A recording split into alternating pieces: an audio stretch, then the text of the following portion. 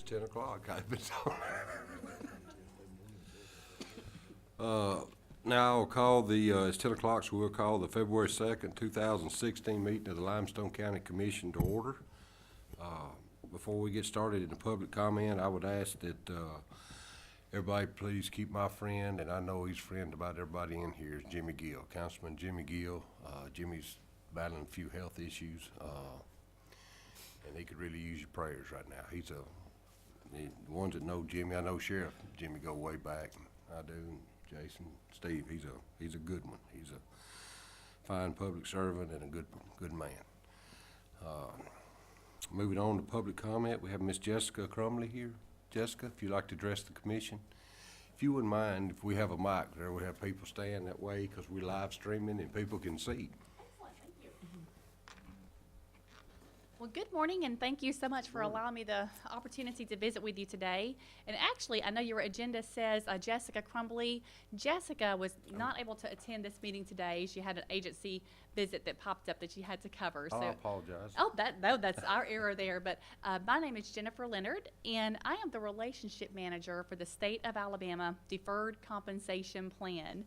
And actually work for Empower Retirement. We administer the state's deferred comp plan. Empower Retirement is actually the largest provider of deferred compensation plans throughout the company or throughout the country. The second largest record keeper of all retirement assets, Fidelity being number one, but we're right behind them. But really, a little bit about why I'm here today. The state's deferred compensation plan has been around now for close to 40 years, but until last year, it was actually only available to state employees, and city employees were allowed to participate in the plan as of a couple of years ago. But legislation passed around April of last year that now allows for county employees to be able to participate in this plan as well. The participation agreement really is just a simple one-page joinder agreement that the county would sign that allows access for those employees to have to the state's retirement plan counselors. We can come out and perform the scheduled, really just the retirement readiness overviews with all the different employees, group meetings, individual meetings, but really getting to the heart of retirement income replacement. That's the one question that almost every time I ask a question, you know, how many people, and I'll ask it now, how many people in this room know exactly how much you need to be saving every pay period to replace your standard of living in retirement? The sheriff does. That is the one question. Sheriff's same boat as I am. He's got to work till he dies. I always throw that out there because it's funny to see the different responses we get. But a lighthearted question, but a very serious question, because we believe very strongly that in the absence of knowing how much you actually need to be saving every pay period, it's really just a shot in the dark. You could have the perfect pie chart. Let's say the market behaves perfectly every year from now until you retire, but if you're not saving enough, then you will not be prepared for retirement. So our job, and we take that very seriously, is sitting down with each employee. It takes about 20 minutes, 20 to 25 minutes to do that consultation to give them the idea of this is how much you need to be saving to replace your income in retirement. Governmental employees do have the pension plan, which is nice, but the reality is a large percentage of government employees don't even hang around long enough to be vested in a pension plan, so reliability upon that is shaky at best. Even if you hang around long enough for the pension plan, once you get to retirement, the cost of living increase on that is very minimal, as you know, just every 7 to 8 years as legislature allows it. Social Security, of course, is another minimal source of income in retirement. Averages about $1,100 or so per month for most people. So most government employees, when they arrive at retirement, for the first couple of years or so, they're doing all right. But once they get through or into retirement, things really, they start to feel that crunch. We want to avoid that and head that off as much as possible. So proper preparation now can really facilitate a much more pleasant outcome in retirement. I understand that you currently have nationwide as your deferred compensation provider. Is that correct? We do. Okay. Plus RSA one. Plus RSA 1. We actually have in the state's deferred compensation plan a little over twice the participation in this plan that RSA 1 has. It's been around a little bit longer than the RSA 1 program, but a lot of the counties are not as familiar with it because, again, until recently it wasn't even available to counties. But the nationwide program, and I know that this portion is going to sound salesy at best, but the reality is the reality. We are much more competitive for many reasons than the nationwide program that you currently offer. Some entities have chosen to move from nationwide into the state's plan. Some have chosen just to put it in side by side. Tell you it does work best if you transition from one plan to another, streamlines it for your employees, but without getting too deep into those details. Some of the distinctions between the nationwide program that you currently have and the state's deferred compensation program. One, very selfishly for you, at the county level, the state's deferred compensation plan is administered, all the fiduciary liability for administering that plan rests on the shoulders of the state. So as the relationship manager with Empower, I meet with Jackie Graham, Alice Anburn, Dan Morris, and then they have external legal counsel as well. Meet with them every other week to make sure that all fiduciary aspects of this plan are being tended to. And also, very, very, very importantly, they have an independent investment committee that meets quarterly, at least quarterly. Actually, we've had a couple of meetings so far over the last couple of months to make sure that if there are any opportunities where they can drive down those fees for participants, then let's do that. Particularly with non-ERISA plans like a 457 plan, which is what this is, that is the one thing that the regulators tend to go after is fees within the programs that are offered. And that is one key distinction between the state's deferred comp plan and the nationwide plan. In reviewing your fund lineup with nationwide, you have just to give a comparison here, your money market fund, as you all know, money markets don't tend to kick off a whole lot of interest, especially nowadays. But your money market fund, with the hidden, disclosed, last page of the statement disclosed variable asset charge, the expense ratio plus the variable asset charge on the money market fund alone is 1.34%. So it's a 0.64% expense ratio. So unless participants are making more than 1.34% in that money market each year, they're actually losing money. The most expensive fund in your existing fund lineup is a balanced fund, and that carries a total charge, expense ratio plus variable asset charge of 2.54%. So again, unless participants are making more than that year over year, it's a balanced fund, 60-40 equities, bonds, then they're actually losing money just in fees alone. 2.54%. There are variable annuities out there that have living benefit guarantees that are less expensive than that. So that is something that we often, in looking at the funds that are offered within a fund lineup, we always want to make sure that those fees are not eating into the return potential over time for those participants. Within the state of Alabama fund lineup, that is the last enclosure that I included in your packets today. That the net expense ratio on those investments, that is the total fee that your participants would pay in those investments. On the secure foundation portion, there is a secure foundation annuity series of funds that's available for participants should they wish to participate in that. So that's an expense ratio plus the income guarantee fee. Even there, you're ringing in right around 1.5%. Thank you. Mm-hmm. I appreciate it. One question. Some of the money markets used to guarantee they wouldn't go below 1. Is that do they still do that? I'm not sure with Nationwide's how their money market is structured, and there's been some reform over the last few months to how money markets have to be offered and administered and all that. So that may impact how theirs is provided as well. What about y'all's? So we have a stable value fund option, principal protected. Yep. Right now we're at 1.95%, excruciatingly we're waiting for those interest rates to come back up, but that's the lowest it's been at the plan for a while now. So 1.95 is where that fixed rate is right now. But it's 100% portable in and out of that fund. So, other questions? No, ma'am. Thank you very much. Thank you very much. Have a great day. Chris Becker?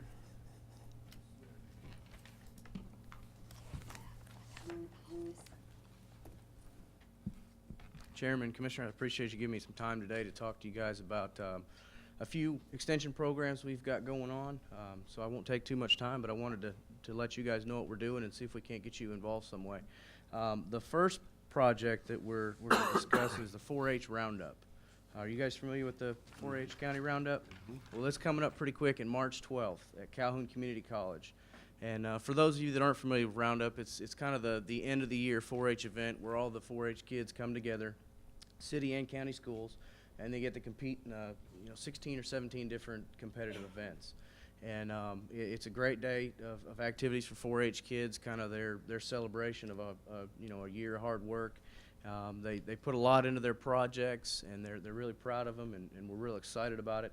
We're hoping to have about 300 kids at Roundup this year, and we're constantly looking for judges and volunteers. So I'm formally inviting you guys to come to Roundup. I've got some flyers on that, and we could use the judges. So take a look at the different events and see which ones may interest you. And if you're not interested in judging, at least come on by and see all the hard work that the kids have put into this. It's important to them. So the next one is Pig Squeal. Pig Squeal is a project that we're doing for the first time this year in Limestone County. It's an animal science project where the kids that sign up get 2 barrel hogs, and they raise these hogs for 120 days, and at the completion of the 120 days, we have a pig show and auction where the kids get to auction one of their hogs off, keep the proceeds, and then they get to keep the other hog for their personal family use. Limestone didn't have enough kids just to do a Limestone County auction, so we went together with 5 other counties in northwest Alabama, and so we'll have a Northwest Regional Pig Squeal auction. It'll be April 30th, I believe, the Saturday. It'll be at the Fairgrounds in Muscle Shoals. We'll have about 48 pigs to auction off, so if anybody's interested in getting some good, pasture-raised pork, it should be a great opportunity. The kids are really working hard on it. They're learning, what it takes to raise, animals, animal husbandry, record keeping, budgeting. So it's not just giving them a pig to raise and get some money off it. They're really learning some good life skills with this project, and we're excited about it. So, check your calendars and maybe you can attend that as well. And then the last project that I wanted to mention was called Alabama River Kids, and I appreciate Adam getting an article last week in the paper for us. 4-H River Kids is a program that we are piloting this year. We have signed up to be part of this project, and we found out last week that we did get selected. We will, we're getting 17 kayaks and a trailer to be able to take kids out on the Alabama Scenic River Trails, teach them about water conservation and how blessed we are to have the water resources we do in Alabama. Teach them, safe water safety skills and things like that. And so I'm actually going to pick these up Thursday. And my issue is that I don't have anywhere to house these kayaks. So if you guys know of a place where we could house these kayaks, potentially indoors, just to keep them from, the weather, we're looking currently for somewhere to keep those and keep them in, better shape. I could put them in my backyard, but I'd rather have some facility to be able to house them where I know that they'd be safe and, we can keep them in good condition. So that's not, you're not just renting those, No, it's a grant. they're It's giving us the wow. trailer-mounted kayaks, the life preservers, the paddles, everything we need, and then we're going to be searching for volunteers to get trained through CPR training and small watercraft training, so that we can make sure that, the folks out there with the kids You're looking are for trained. something permanent to house them. Yeah, if ultimate goal, absolutely.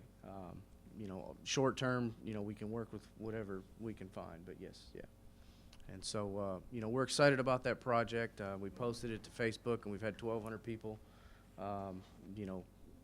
see the post, and we're getting calls about, you know, what they need to do to get involved. So if you enjoy being out on the water, you know, come see us during the River Kids program. But any questions on the projects I mentioned?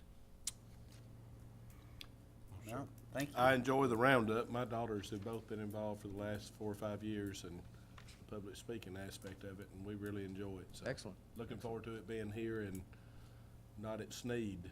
That's right. That's It's right. it's Keep- a long keep- drive early in the morning. Keep it local. That's right. Well, I appreciate your time, Commissioners, Chairman. Thank you. Thank you very much, Chris. Now introducing the new Spirit of Athens Director, Ms. Dana Hickman. Well, my name is Dana Hickman, and I am the new Executive Director for Spirit of Athens. And Trish Black is finishing up her term. Her last day will be Friday. She'll be ending her term at that time, but she is going on to take a position with the state. So that's a great thing for Athens because she'll be working with the state director, who is Mary Helmer.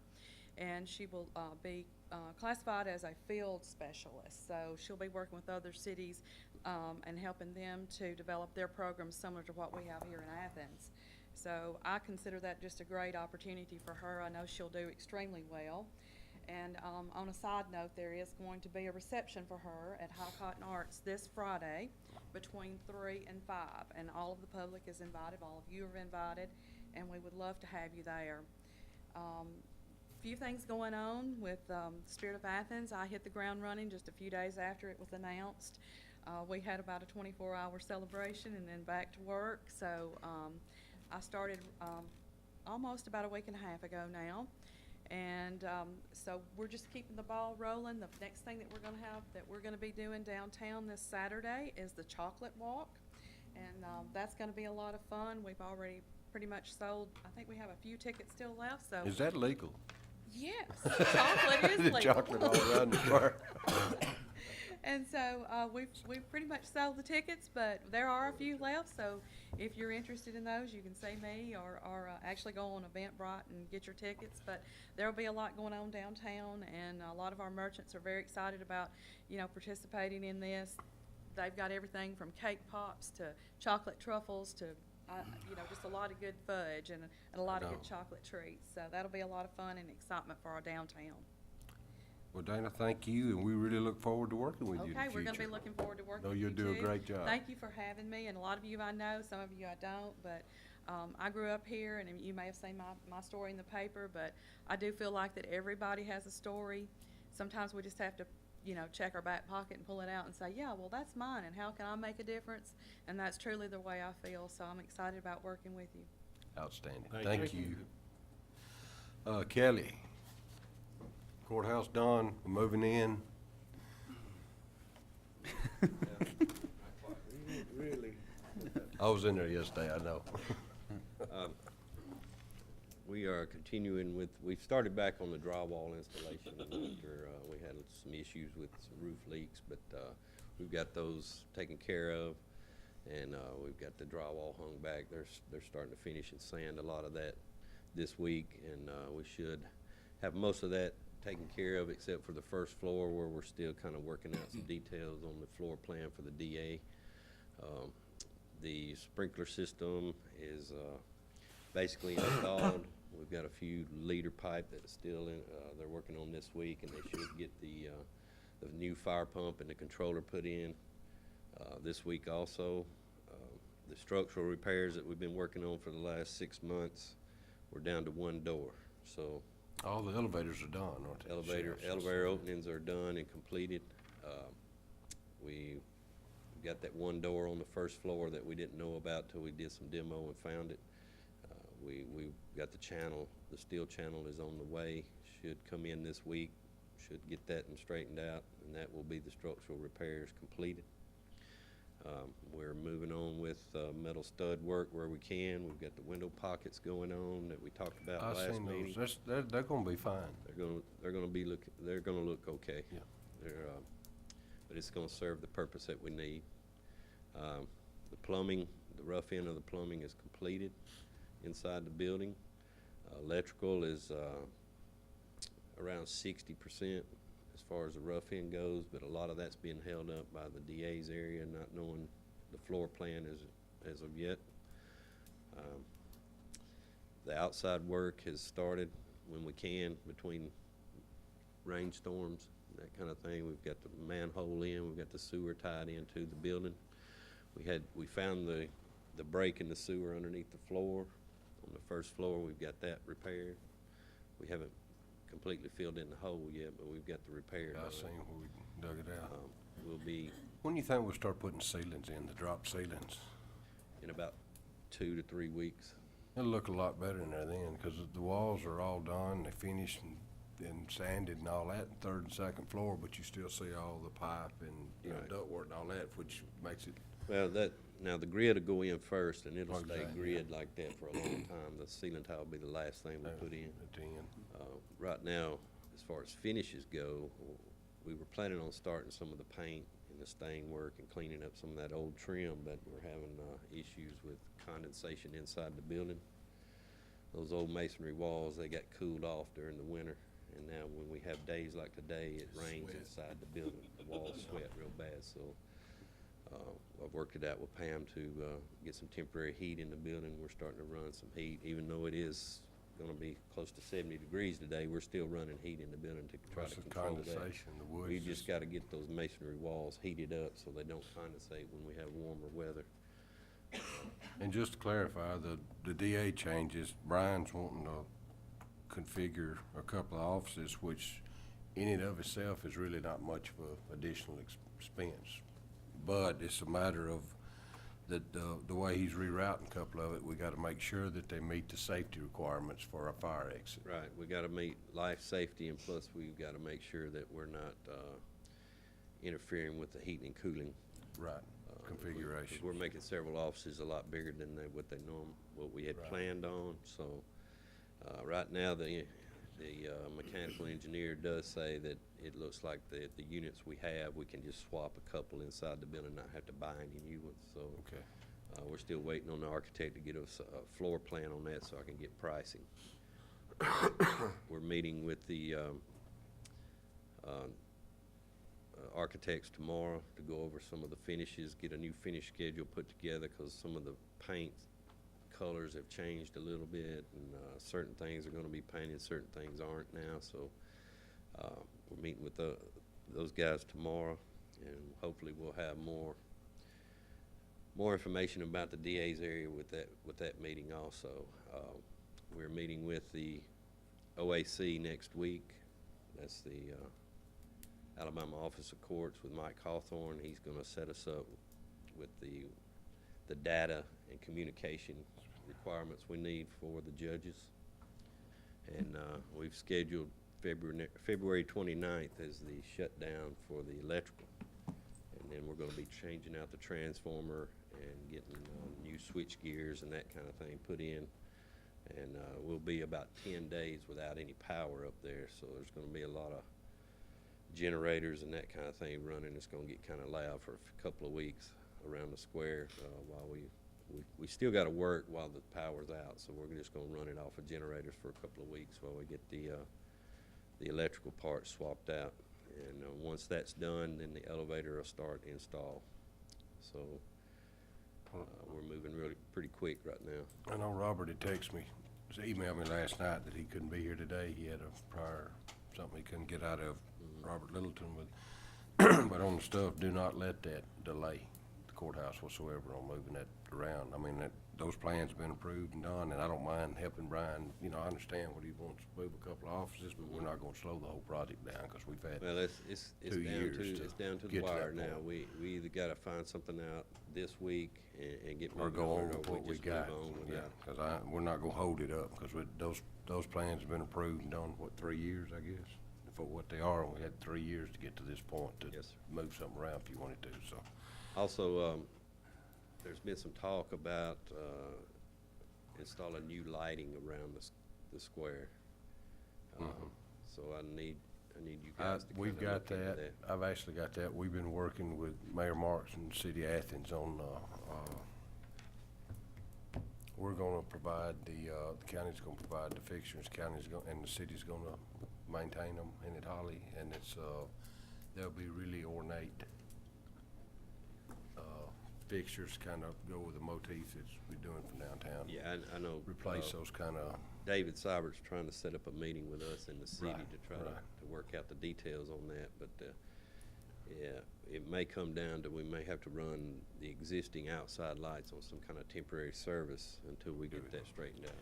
and what it'll be too, it'll be pedestals that, and I know you said in some of these holidays, they'll have electrical stuff and all that, so that when we have events around the square, you'll be able to plug into these pedestals and these lights and all that, and it'll make it a lot easier, and you won't have drop cords, hopefully running everywhere and all that right there. It'll make it more event friendly in downtown, and it'll also make it more aesthetically pretty. And so, yeah, you're right, safety too. Holly, are we removing the chains around the sidewalk, around the perimeter of the courthouse? Yeah. Good.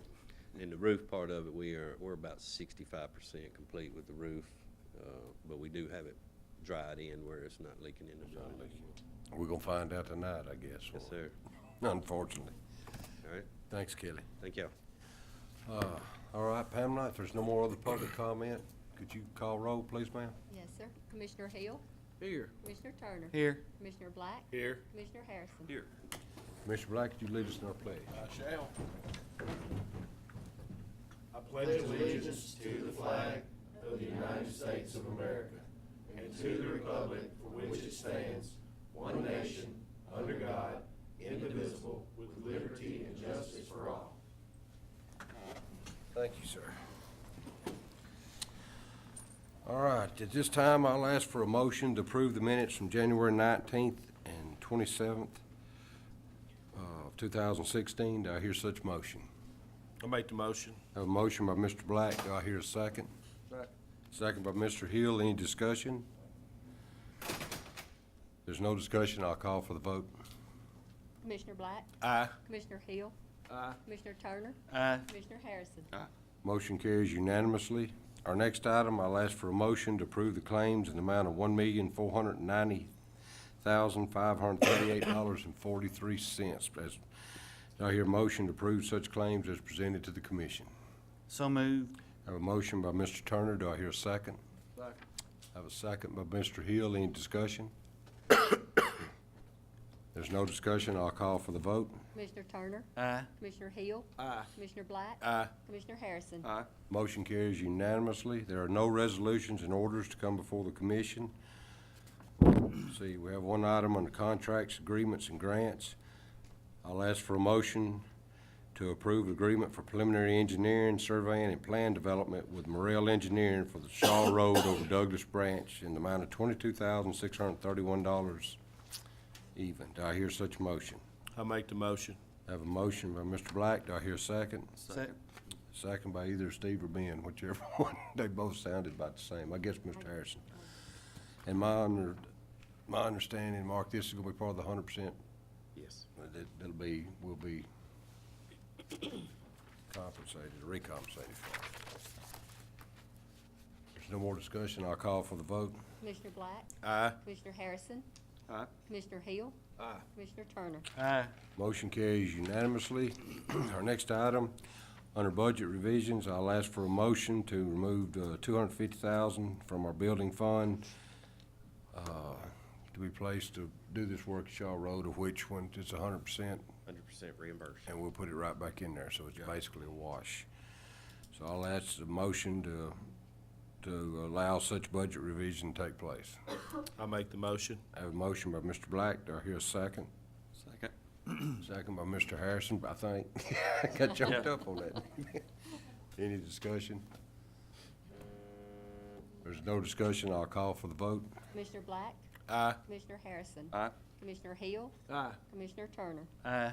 Motion carries unanimously. There are no emergency purchases to come before the commission. No board appointments. Let's see, we have 2 bids, but we can do this in one motion. Yes, Pamela, sir. Mark. I'll ask for a motion to approve this for Greg Tucker. Well, we'll go ahead and get to I don't understand the width of envelopes or without, which one we're approving, but I guess we can do it in the discussion. I'll ask for a motion to award these bids as presented to the commission? I make a motion to approve. All right, a motion by Mr. Turner, do I hear a second? Second. Second by Mr. Black. Are we approving the 16 or the 20? I know it's Greg's money, it's just kinda, Yes, it would be both. If he needs the envelopes for these So he could time-mailer have extra invoices, envelopes. then it will be the additional amount. so it's just not to exceed the 22,327, okay. And this is in his budget, and Yes, it is. he's the one doing it. All righty. If we have no more discussion, I'll call for the vote. Commissioner Turner, Aye. Commissioner Black, Aye. Commissioner Hill, Aye. Commissioner Harrison. Aye. Motion carries unanimously. Next item, under personnel action, I'll ask for a motion to promote Moses McGuire to herbicide operator in the engineering department. Do I hear such a motion?